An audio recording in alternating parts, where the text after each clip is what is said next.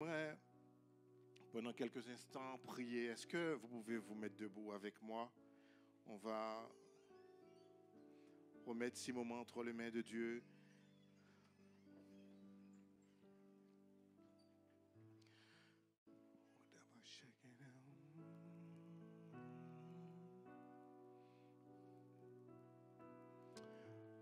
Et Seigneur, nous voulons te bénir pour ces moments. Merci parce que tu nous donnes le privilège d'être en ta présence, Seigneur. Nulle part autre au monde nous voulons être, autre que dans ta présence. Et Seigneur, merci parce que ta parole va parler à nos cœurs ce matin. Et nous te demandons, Seigneur, que ta parole fasse le ministère dans nos cœurs. Merci parce que tu vas nous parler, Seigneur. Tu vas séparer moi les jointures. Et que nous puissions garder ta parole au fond de nos cœurs et la mettre en pratique, Seigneur. Est-ce qu'il y a quelqu'un qui peut faire cette prière avec moi? Seigneur, parle à ma vie ce matin. Et que ta parole fasse le ministère en moi. Sépare-moi les jointures, coupe tout ce qui vient de la chair, tout ce qui ne vient pas de toi. Et plante, Seigneur, ce qui va porter du fruit, Seigneur, et du fruit en abondance. Au nom de Jésus. Amen. Amen. Vous pouvez vous asseoir. J'aimerais partager une parole avec vous ce matin qui se trouve dans Luc 17. Et c'est une petite histoire que sûrement vous avez déjà lue. Pour tous ceux qui lisent leur Bible, je pense que c'est une histoire que vous avez déjà lue. Mais c'est une histoire qui m'a beaucoup touché parce que j'ai fait le parallèle avec l'Ancien Testament. Et peut-être que ça va te parler parce que tu te trouves dans une situation où tu ne sais pas quoi faire. Est-ce que quelqu'un a déjà vécu ça? Une situation où tu as perdu le contrôle. Tu ne sais plus quoi faire. Tu ne sais plus quoi penser. Tu ne sais plus comment agir. Et malgré les efforts que tu peux faire, tu n'arrives pas à t'en sortir.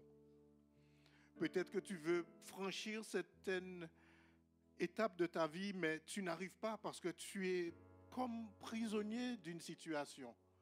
Comme si tu n'arrives pas à avancer plus loin. Et j'aimerais qu'on lise ce matin Luc 17, 11 à 19, qui nous dit que Jésus se rendait à Jérusalem, passait entre la Samarie et la Galilée. Ça, c'est important de savoir ça. Il passait entre la Samarie et la Galilée. Il n'était ni en Samarie ni en Galilée. Allez, il était à la frontière. Il passait entre la Samarie et la Galilée. Et il entrait dans un village, 10 lépreux vinrent à sa rencontre. Se tenant à distance, il élevait la voix et dit: Jésus, Maître, aie pitié de nous. Dès qu'il les eut vus, il leur dit: allez, vous montrer au sacrificateur. Et pendant qu'ils y allaient, il arriva qu'il fut guéri. L'un d'eux, se voyant guéri, revint sur ses pas, glorifiant Dieu à haute voix. Il tomba sur sa face aux pieds de Jésus et lui rendit grâce. C'était un Samaritain. Jésus, prenant la parole, dit: les 10 n'ont-ils pas été guéris? Et les 9 autres, où sont-ils? Ne s'est-il trouvé que cet étranger pour venir et donner gloire à Dieu? Puis il lui dit: lève-toi, va, ta foi t'a sauvé. Alors j'aimerais parler de la première partie du verset parce que, comme je vous dis, c'est important de savoir que Jésus marchait entre la Galilée et la Samarie. Il ne marchait pas dans une contrée. Il était à l'extérieur de la Samarie, à l'extérieur de la Galilée. Vous savez pourquoi? Et c'est pour ça qu'il a rencontré les lépreux. Parce qu'à cette époque-là, les lépreux ne devaient pas rester dans le camp. Ils avaient la lèpre. Ils ne pouvaient pas vivre avec les autres. La Bible parle dans l'Ancien Testament d'une lèpre, mais ça englobe plusieurs maladies. La lèpre, ça faisait plusieurs maladies de peau, mais il y avait aussi la vraie lèpre, où la lèpre, c'était contagieux. Et quand on l'attrapait, à cette époque-là, on ne guérissait pas de la lèpre. On mourait seul. Et ces hommes-là, même quand tu avais une famille, quand tu avais peut-être des enfants, tu avais une épouse. Quand tu avais contracté la lèpre, tu abandonnais tout. Tu vivais seul. Tu vivais seul hors de la ville. Et c'était pire encore parce que Lévitique nous dit que quand un lépreux, Lévitique 13, 44 nous dit que quand un lépreux venait, il devait crier que je suis impur. Il y avait certains qui avaient même une cloche pour dire que je suis impur, ne vous approchez pas de moi. Ils devaient être au contact de personne. Ces hommes-là vivaient seuls, dans une profonde solitude. Il n'y avait pas la CAF pour les aider financièrement. La lèpre mangeait les extrémités. Ça mangeait des fois la chair, ça mangeait les os. Des fois, ils n'avaient plus de main. Et ils devaient travailler. Ils devaient se nourrir, ils devaient tout faire. Et ces hommes-là vivaient seuls, sans personne. Ils avaient été rejetés par qui? Par la société. Ils avaient été rejetés par le sacrificateur, parce que quand le sacrificateur déclarait que tu avais la lèpre, tu devais être hors du camp. Et c'est pour cela que je vous dis que c'était important, parce que même hors du camp, Jésus les avait trouvés. Jésus a trouvé ces hommes-là errant seuls. Le seul réconfort qu'ils avaient, c'est avec d'autres lépreux. Non seulement ils étaient rejetés par la société, parce que personne ne voulait être en contact avec un lépreux. Je ne sais pas si vous avez connu ça. Moi, je me rappelle quand j'étais à l'école, bon, c'est surtout en primaire, on faisait la visite médicale, ils recherchaient la lèpre. Je ne sais pas si ça se faisait encore en France, mais en Guadeloupe, nous, on recherchait la lèpre, même enfant. Parce qu'une fois que... Je me rappelle même qu'il y avait un hôpital spécialement pour les lépreux, qui se trouvait dans une région pas très visitée de la Guadeloupe. Ouais. Personne ne voulait être en contact. Et vous comprenez la douleur de ces hommes, comment ils avaient été rejetés. Ils n'avaient pas de communication. Non seulement ils étaient rejetés, mais en plus de ça, ils étaient humiliés. Où ils devaient crier leur lèpre. Quand il y avait du monde, attention, je suis lépreux. Ne t'approche pas de moi. Ils étaient peut-être même mendiants, parce que même sans main, on ne peut pas travailler, on ne peut pas cultiver. Ils devaient mendier sans s'approcher des gens. Comment on fait ça? Ils étaient rejetés peut-être de leur travail, de leur famille, des relations sociales. Ils n'étaient plus habitués à aucune forme d'amour. Aucune forme d'amour. Ils n'étaient plus habitués à ça. Et c'est ce que la lèpre a causé. La lèpre, la Bible parle de la lèpre, mais c'est comme un prototype du péché. Et on ne se rend pas compte, mais le péché isole tellement nos cœurs de l'amour de Dieu. Le péché nous empêche de sentir vraiment c'est quoi le vrai amour. Parce que le péché nous sépare de ce que Dieu veut vraiment pour nous. Le péché nous a séparé ces hommes, cette lèpre a séparé ces hommes d'une vie de famille. Peut-être qu'ils avaient une très belle vie de famille, mais le diable, avec cette lèpre, a détruit tout ce qu'ils avaient prévu. Peut-être que tu avais prévu une belle vie de famille et tu te dis, mais ça n'arrive pas. Elle arrive quand, ma vie de famille? Et bien souvent, nous trouvons des gens sur notre route. Je crois que c'est ce que Dieu veut. L'un des premiers commandements de Dieu, c'était quoi? L'un des tout premiers.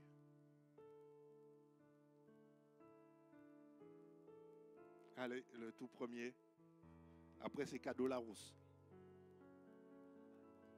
Non, le tout premier qu'il a dit à Adam. Soyez féconds, multipliez-vous. Dieu, c'est le Dieu de la famille. Il est le Dieu de la famille. Il n'a pas voulu que l'homme ni la femme ne soient pas aimés. Il nous a créés pourquoi? Pour être aimés et pour aimer. Et bien souvent, on trouve sur notre route des gens, ils ne veulent pas entendre l'amour de Dieu. Pourquoi? Ils n'ont plus l'habitude de cet amour-là. Ils ont perdu la connaissance de ce qu'est l'amour de Dieu. Ils ne connaissent pas cet amour-là. Ils ne sont pas habitués. Mais Dieu les a aimés, ces hommes, malgré leurs péchés. Malgré leurs péchés, Dieu les a aimés. Jésus les a aimés. Jésus les a vus. Et quand ces hommes ont crié, aie pitié de nous, Jésus les a aimés. Il y a quelque chose, quelquefois, ils étaient prisonniers de leur situation. Ils ne pouvaient pas sortir de la situation. Et Jésus leur propose une solution pour sortir de la situation. Va te montrer au sacrificateur. Allez vous montrer au sacrificateur. Pourquoi? Parce que c'était la tradition. Comme je l'ai dit tout à l'heure dans Lévitique, si on devait retrouver la société, il fallait que le sacrificateur, il faisait office de médecin, et qu'il dise, tu es guéri. Ce n'était pas une lèpre, c'était une autre maladie ou autre chose, tu peux revenir dans la société. Et Jésus a fait ça. Jésus leur a proposé d'aller voir le sacrificateur. Et quand ces hommes ont été, ils ont été guéris. Amen. La première des choses que j'aimerais que tu retiennes ce matin, c'est que la délivrance est dans l'obéissance. La délivrance est dans l'obéissance. Peut-être que nous avons tous une conception de l'évangile, mais c'est peut-être pas comme ça que Dieu voit les choses. Quel est le rapport entre va te montrer au sacrificateur et le fait d'être guéri? Rien. Ils n'ont pas pris un thé, ils n'ont pas mangé quelque chose, ils n'ont pas fait un rituel, ils n'ont rien fait de tout ça. Ils ont obéi. La première des choses, tu dois savoir, c'est que tu dois obéir. Tu as peut-être une conception, tu te dis, mais c'est comme ça que je dois faire. Mais ce n'est pas comme ça que Dieu veut.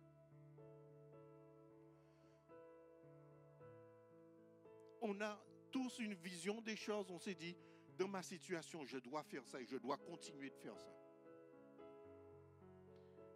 Mais ce que je comprends avec Dieu, Dieu nous prend toujours des fois à contre-pied. Il nous dit, hey, est-ce que tu veux continuer à faire comme tu as toujours fait? Est-ce que tu veux toujours continuer comme tu as toujours fait?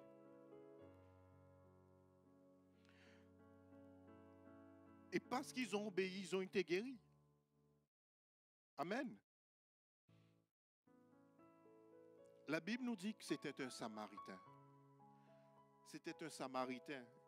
Et il vivait hors de la Samarie. Et même lui, il avait été doublement rejeté. Pourquoi? Parce que les Juifs ne parlaient pas avec ces Samaritains. Ils ne parlaient pas. Vous vous rappelez l'histoire? Les Juifs ne parlent pas avec les Samaritains. Et c'est pour ça que Jésus a dit, ne s'est trouvé que cet étranger pour revenir donner gloire.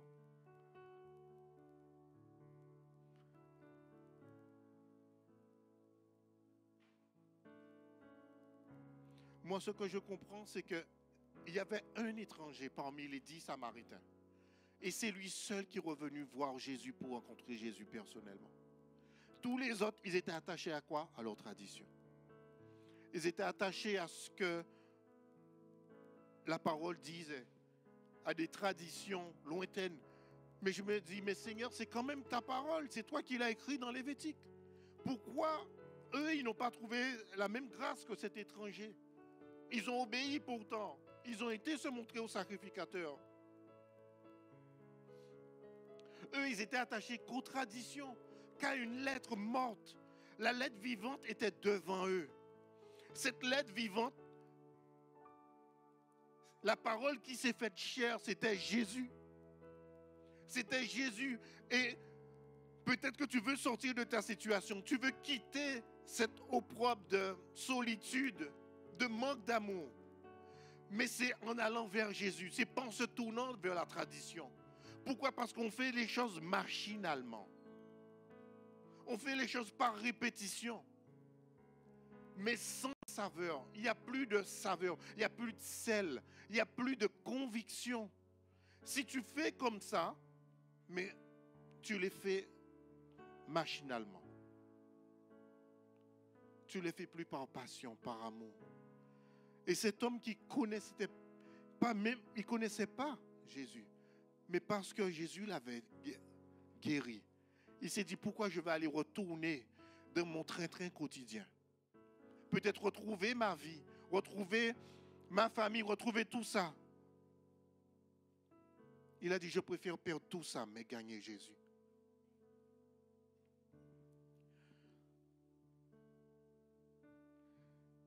Dieu veut restaurer nos familles. Dieu veut restaurer cette relation que nous avons. Parce que c'est son plan. Il a dit, soyez féconds, multipliez-vous. Ce n'est pas pour que nous soyons solitaires, non.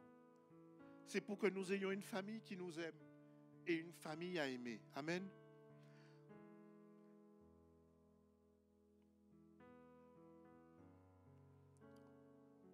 Et là, vous vous dites, mais où je vais en venir avec la moisson est blanche? Parce que nous allons rencontrer beaucoup de personnes. Quand nous rencontrons sur la route, des personnes sur la route, ils n'ont pas besoin de connaître les 4 murs. Parce qu'ils risquent d'aimer, c'est une bonne déco, ou pas, ou ils risquent de ne pas aimer. Mais quand ils rencontrent Jésus vraiment, ils vont décider de servir Jésus, de suivre Dieu. Notre responsabilité, ce n'est pas de montrer aux gens une belle église religieuse, une église où, dans le bâtiment, ou même une église religieuse par nos mots. Mais ils ont besoin de rencontrer Jésus vraiment. Ils ont besoin d'avoir une vraie rencontre avec Christ. Moi, je pense que si je n'avais pas rencontré Christ, je ne serais pas là. J'aurais cherché quelque chose de mon intérêt. Ailleurs, je ne sais pas où.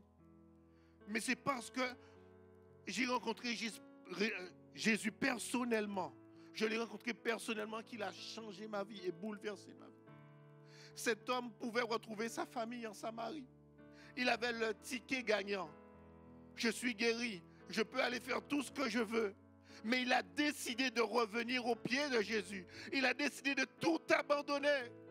Tout ce qu'il pouvait avoir. Il a renoncé à toute cette vie. Il a renoncé à sa vie qu'il pouvait avoir. Il a renoncé à une vie merveilleuse de joie pour revenir glorifier Jésus et venir à ses pieds. Il montrait en cela que la seule chose qui comptait pour lui, c'est cette relation avec Dieu. On ne doit pas connecter les gens avec une religion, ni avec une succession de choses à ne pas faire, une succession de choses à faire. Mais on doit connecter les gens avec Jésus, celui qui nous a aimés malgré notre lèpre, malgré notre péché. Il a été le seul à nous aimer jusqu'à considérer notre lèpre, notre péché. Moi, je bénis Dieu parce qu'il m'a aimé alors que j'étais encore pécheur. Certains diront, ils ont aimé, Dieu les a aimés parce que depuis tout petit, ils ont servi Dieu. Moi, je suis né pécheur. Je suis né comme ça, pécheur. Et Dieu m'a aimé malgré mon péché.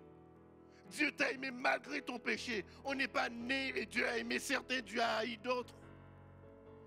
Il nous a tous aimés. Alors si quelqu'un te dit que tu dois faire quelque chose pour que Dieu t'aime davantage, c'est un mensonge. Il nous a aimés malgré notre péché. Et nous n'avons rien à faire pour cela. Rien à faire de plus pour mériter son amour. Quand il est mort à la croix, c'est justement pour ne pas plus revenir sur cette question. Il nous aime. On n'a rien à faire pour mériter son amour. Quelqu'un peut-il mériter l'amour de Dieu? Nous, de notre race de pécheurs, on ne peut pas. On ne peut rien faire pour mériter l'amour de Dieu. On ne peut rien. La seule chose qu'il attend de nous, c'est est-ce qu'on va continuer à suivre des traditions ou suivre celui qui est devenu chair. Cette parole vivante dans Jean qui nous dit qu'il est devenu cette chair. Cette parole est devenue chair pour nous. Et c'est là que j'ai compris pourquoi c'était important de ne pas aller voir le sacrificateur, mais de suivre Jésus. Parce que des choses étaient en train de changer. L'humanité était en train de changer. Le monde changeait. Jésus, la parole s'est faite chair. La parole s'est faite chair en lui. Il est en train d'ouvrir une porte encore plus excellente. Ces 9 lépreux qui partaient, ils allaient demander aux sacrificateurs de réintégrer la société et vivre peut-être une vie chrétienne par procuration. À l'époque, qui rentrait dans les lieux très saints?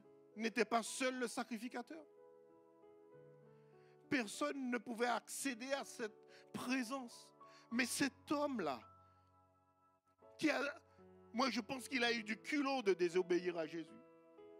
Mais il a montré à Jésus sa soif.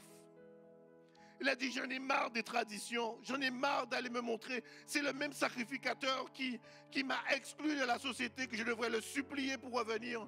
Non, je veux te rencontrer toi qui m'as sauvé, toi qui m'as aimé malgré mon péché. Et Jésus lui a dit, lève-toi, va, ta foi t'a sauvé.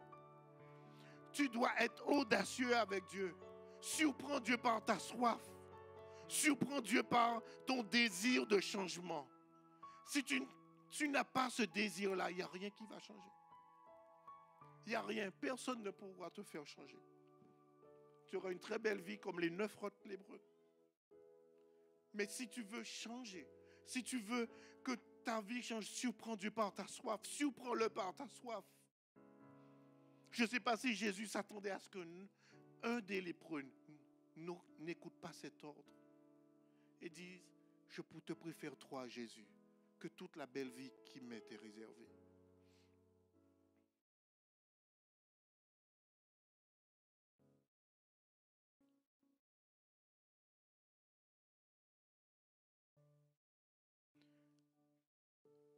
Jésus, il était la nouvelle porte pour une nouvelle alliance. C'était le chemin. Vous savez, le rôle du diable, c'est de ne pas nous montrer cette porte, c'est de cacher cette porte qui est Jésus. Il y aura toutes sortes d'autres portes ouvertes, toutes sortes de religions. Il faudra prier des statues, prier autre chose, pour qu'on ne puisse pas voir la beauté de l'Évangile, la beauté de Jésus, la beauté de ses décisions. Comment il a pu nous aimer alors que nous étions encore pécheurs. Et juste avec cette phrase, notre vie devrait être changée. On devrait aligner toutes nos décisions derrière cette phrase. Aligner nos décisions derrière ce grand amour. Et connecter les gens à cet amour de Christ. Pas à une religion, pas à une succession de choses à faire, mais les connecter à cette grâce, cet amour. Parce que quand je suis faible, c'est cet amour qui me maintient. Et quand je suis fort, c'est aussi cet amour. Et même quand je ne peux pas, c'est cet amour qui me lave. C'est l'amour de Dieu qui ne changera jamais. Parce qu'une fois qu'il est mort, il ne revient plus sur sa décision. Il nous aime et nous aimera toujours pour l'éternité. Et ça ne se termine pas quand le monde sera passé, non. Ça va continuer encore, il m'aimera toujours. Vous savez, les Samaritains sont des descendants des enfants de Joseph. Et c'est pour ça que j'ai été voir aussi l'histoire de Joseph. Comment Joseph a été, vous connaissez l'histoire, a été trahi par ses frères, a été vendu. Il a été vendu, il vivait de grandes injustices. Et même quand il a retrouvé un petit poste en Égypte, on l'a accusé à tort, il est retourné en prison.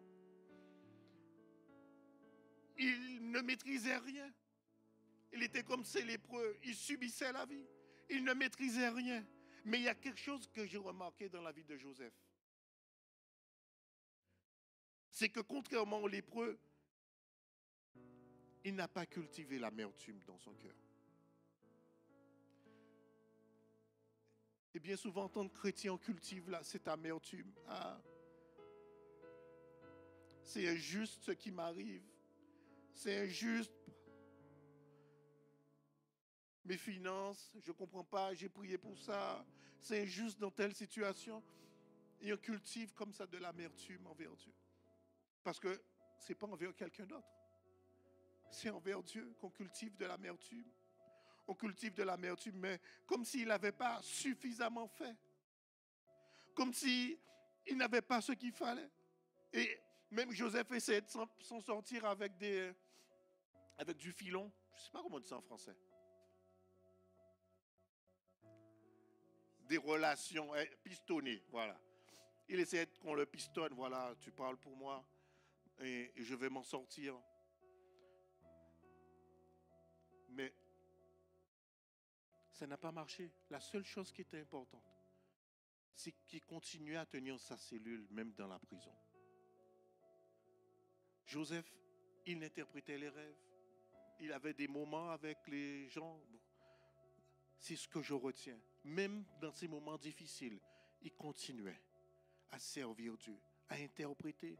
Dieu lui avait donné un talent. Il l'utilisait. Il l'utilisait même dans la prison. Il n'a pas cultivé l'amertume. Mais il faisait en sorte de toujours servir Dieu. Sa famille l'avait trahi, ses frères l'avaient trahi. Il avait été vendu comme esclave. Il avait été accusé à tort. C'est une grande injustice. C'est une grande injustice d'être en prison et de clamer son innocence. Mais personne, il n'y avait pas un avocat pour plaider sa cause. Mais il n'a pas cultivé d'amertume dans son cœur. Mais qu'est-ce qu'il a dit, Joseph? Quand il est sorti de là, il a dit dans Genèse 45, 7. Il a dit quoi? Genèse 45, 7. Est-ce qu'on peut le lire ensemble? Dieu m'a envoyé devant vous pour vous faire dans le pays et pour vous faire une grande délivrance. Le verset 8.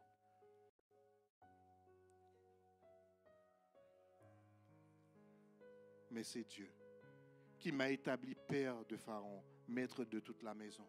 C'est pas ses frères qui... Il a dit, c'est pas vous qui m'avez envoyé là. C'est Dieu. La situation que tu ne maîtrises pas, peut-être que tu n'arrives pas à te sortir, c'est Dieu qui t'a placé là. Parce que Dieu a un plan pour nous. Je ne le connais pas. Je ne connais pas le plan. Mais Joseph a dit, c'est Dieu qui m'a placé là. Ce n'est pas vous. Je n'ai pas de rancune envers vous. Je n'ai pas d'amertume. Mais là où je suis, c'est Dieu qui m'a placé. C'est Dieu qui m'a placé. Parce que c'est Dieu qui prend soin de moi. Et le plan que Dieu avait prévu, c'était quoi? Que Joseph devienne ministre en Égypte et retrouve sa famille. Et toute sa famille est revenue parce que c'est le Dieu de la famille. Parce que notre Dieu est le Dieu de la famille. Je suis sûr que nous allons rencontrer des gens sur notre route qui ne veulent pas entendre parler de Dieu. Mais c'est normal. J'ai envie de dire c'est normal. Pourquoi? Parce que le cœur n'est plus habitué à de l'amour. Un peu comme un lépreux qui a vécu longtemps sans amour. Le cœur n'est plus habitué à de l'amour. Le cœur se renferme, il ne croit plus en l'amour. Beaucoup de personnes ont fait trop d'expériences négatives dans le monde en disant « Moi, maintenant, je fais attention à tout ce qu'on me dit. Je ne vais pas croire tout ce qu'on me dit parce que je me suis fait balader, j'ai été blessé, j'ai été trahi. » Les gens ne sont plus habitués à de l'amour. Et même quand tu as un geste d'amour, ils n'y croient pas. Ils disent « Mais pourquoi? Qu'est-ce que tu veux? Quel est ton intérêt? Qu'est-ce que tu attends de moi? »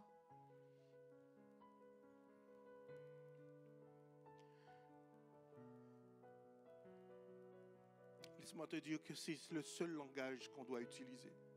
C'est le langage d'amour pour Dieu, pour nos amis. Là où Joseph était, même en prison, c'est là. Commence par aimer. Aimer ton entourage. Aimer là où Dieu t'a placé. Ça paraît difficile, mais c'est qui disait que... C'est une de mes nièces qui me disait que Dieu réserve les plus grands combats aux plus grands soldats. Voilà. Donc si tu as un grand combat, c'est parce que c'est Dieu qui t'a mis là. Et Dieu t'a placé là. Parce que la moisson est blanche. Vous savez pourquoi on dit la moisson est blanche? Parce que les Samaritains s'habillaient en blanc. Et quand Jésus a dit ça et que la Samaritaine venait, tout ça, les Samaritains, ils s'habillaient, ils ont un costume traditionnel qui est blanc, tout de blanc. Vous pourrez voir, hein? Et c'est pour ça qu'il disait, levez vos yeux. Il ne disait pas, regardez les champs, mais levez vos yeux, la moisson est blanche. Dieu nous appelle à partager cet amour. Si peut-être que tu as connu des lèpres, des rejets, qui t'ont empêché de sentir l'amour de Dieu. Moi, j'ai besoin de sentir cet amour. Même des fois, je veux juste son amour. Je ne demande rien. Je veux juste sentir son amour encore couler sur moi. Et je pleure comme un bébé. Je dis, mais Seigneur, tu m'as choisi, moi. Tu m'as aimé. Et tu me le montres chaque jour. Parce que j'ai besoin de sentir cet amour-là. Si je ne sens pas cet amour dans ma vie, je ne pourrai pas le partager. Mais je veux parler avec conviction. Ma vie n'a jamais été aussi belle. Je n'ai jamais été aussi heureux de ma vie. Parce que je connais Jésus. Et je le dis avec conviction, avec fierté. Je crois, je connais le bonheur. Et il s'appelle Jésus. Et je crois, et je le dis avec conviction parce que ce n'est pas une leçon que j'ai appris. Je ne le dis pas par tradition, mais parce que je vis cela. Et même quand je ne sens pas sa présence, je sais qu'il est là. Et même quand je sens sa présence, je sens que sa présence, elle m'enveloppe plus, elle est encore plus proche que mon propre vêtement. Je sais qu'elle est là. Et je sais qu'il ne m'abandonne pas, qu'il ne m'abandonnera pas. Tu as besoin de cet amour-là. Tu te diras, même si le monde disparaît, cet amour-là ne disparaîtra pas.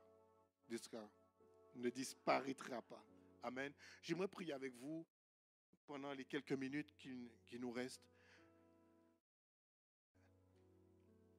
J'aimerais qu'on se mette debout quelques instants.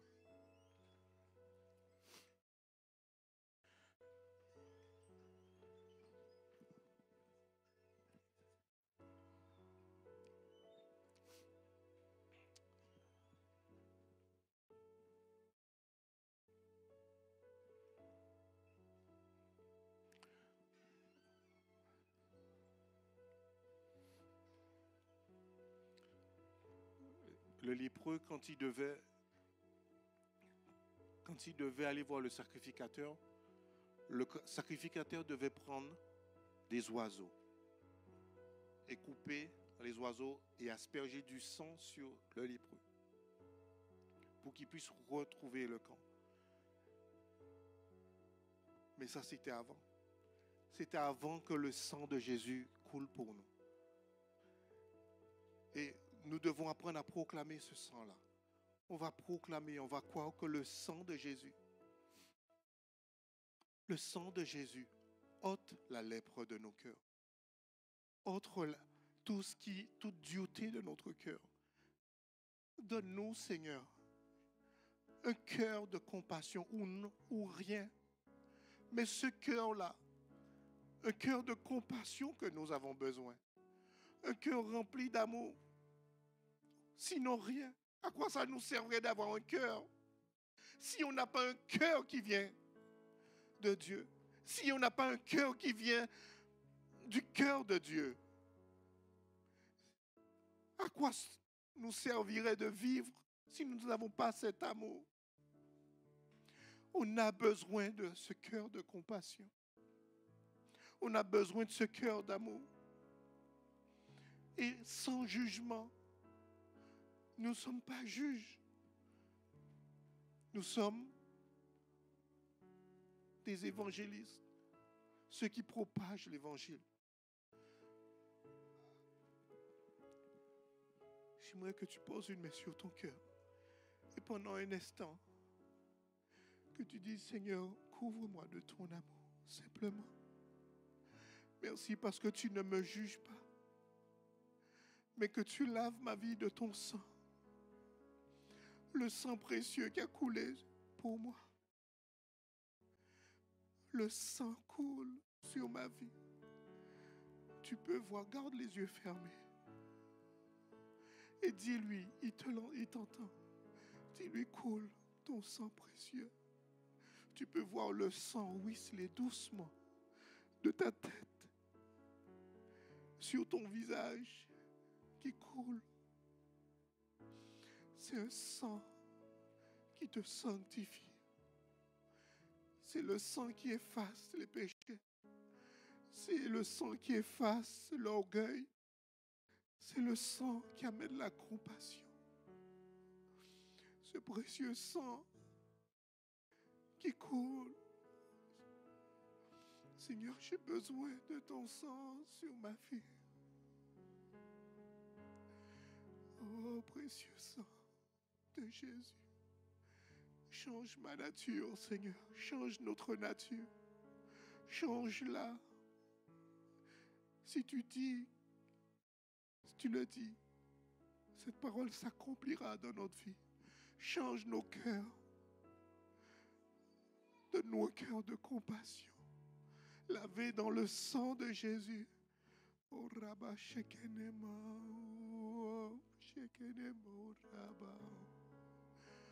Oh, sang. Merci pour ton amour, Seigneur. Et souffle ce vent de repentance sur nos vies. Un vent de repentance sur Paris, sur notre nation, Seigneur. Souffle, Rabba Shekinah. Seigneur, nous voulons honorer ce symbole ce matin. Merci parce que par tes meurtrissures, à cause du sang de Jésus qui a coulé, nous sommes guéris dans notre cœur.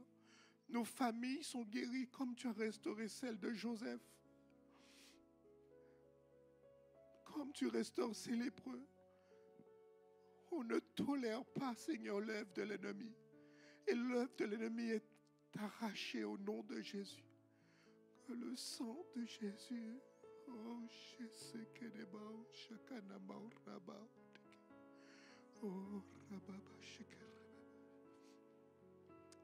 alléluia.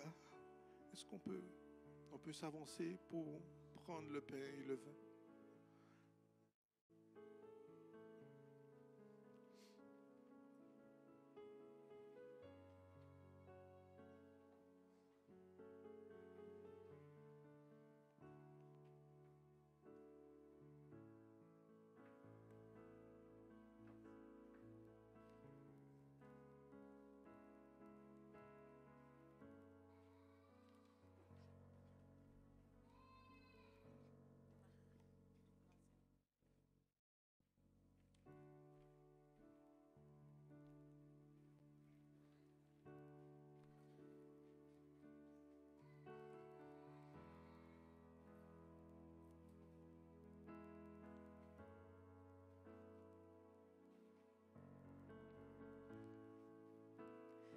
Dans la faiblesse, l'angoisse, la douleur, en toi je suis fort, ton amour me rend fort. Je t'invoquerai, tu me répondras, même de la mort, tu me relèveras.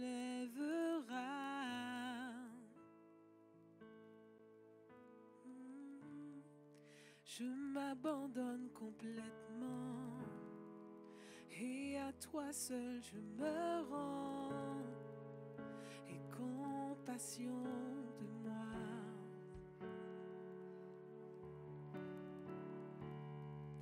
Penche ton oreille vers moi.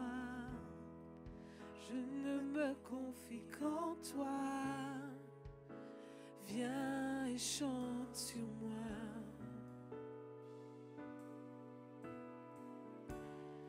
Là où abondait le péché,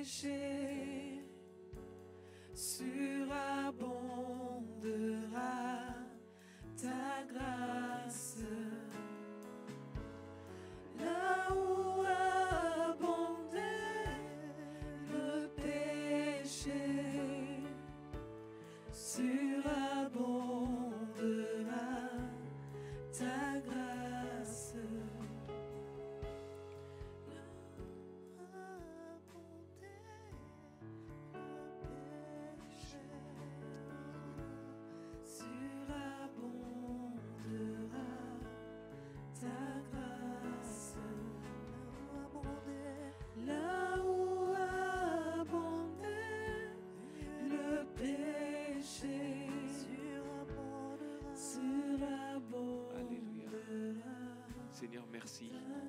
Merci pour ton corps qui a été meurtri, ton corps qui a été blessé, ton corps qui a été flagellé. Merci d'avoir payé le prix à notre place. Merci d'avoir souffert à notre place. Je te prie pour ce pain qui représente ton corps. Bénis-le, Seigneur. Tu connais notre cœur. Oui, Seigneur, nous ne sommes pas dignes d'être appelés tes fils, tes filles. Nous savons que par ta grâce, nous avons le privilège de partager ce pain, Seigneur. Merci.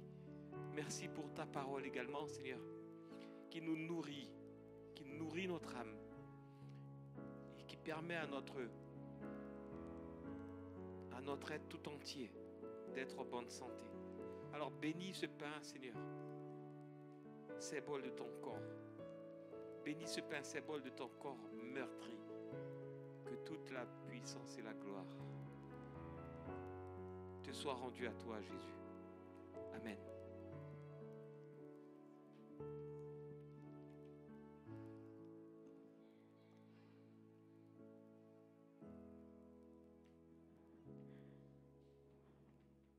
Père, merci.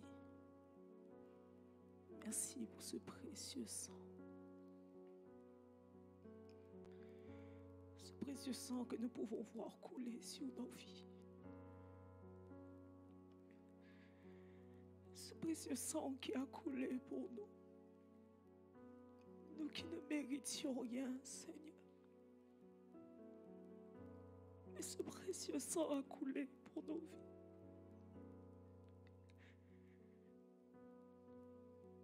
Quelle grâce! Quelle grâce, Seigneur! Merci pour tant d'amour. Merci d'avoir tout pris pour nous. Chaque goutte,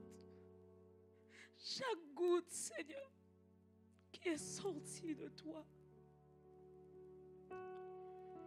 afin que nous soyons totalement restaurés, totalement guéris, totalement transformés, totalement sanctifiés, Seigneur.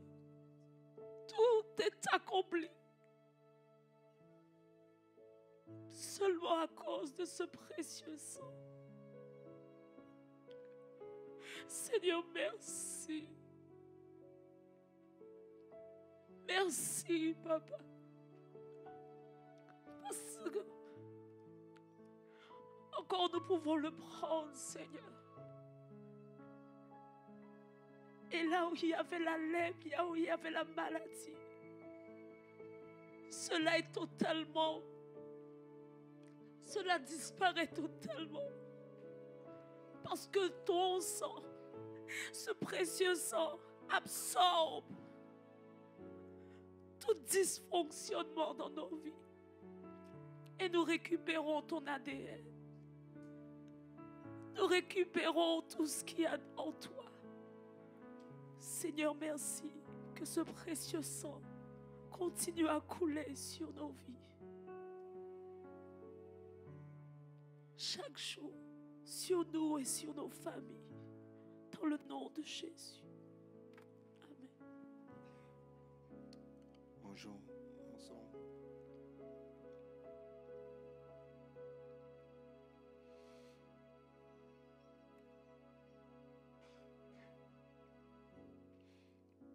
Merci pour la chair qui a été meurtrie pour nous. Pour que notre chair vive, Seigneur, notre âme vive. Merci, Seigneur, pour ton sang. Vivons ensemble.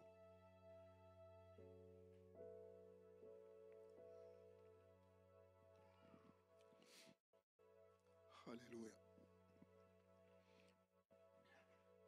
Est-ce que pour terminer, est-ce qu'on peut lever nos mains vers Dieu? Et comme ce lépreux, qui est revenu adorer Dieu, qui a été guéri. Merci Seigneur pour la vie que tu nous donnes en abondance. Merci parce que cette vie coule en nous, Seigneur. Et nous débordons, Seigneur. Qu'on puisse déborder encore de cet amour, de ta joie, de ton esprit. Oh, nous voulons t'adorer, te glorifier, Seigneur. Car tu es saint. Et nous te remercions pour tout ce que tu fais encore. Au nom de Jésus. Au nom de Jésus. Amen. Amen. Alléluia. Soyez bénis.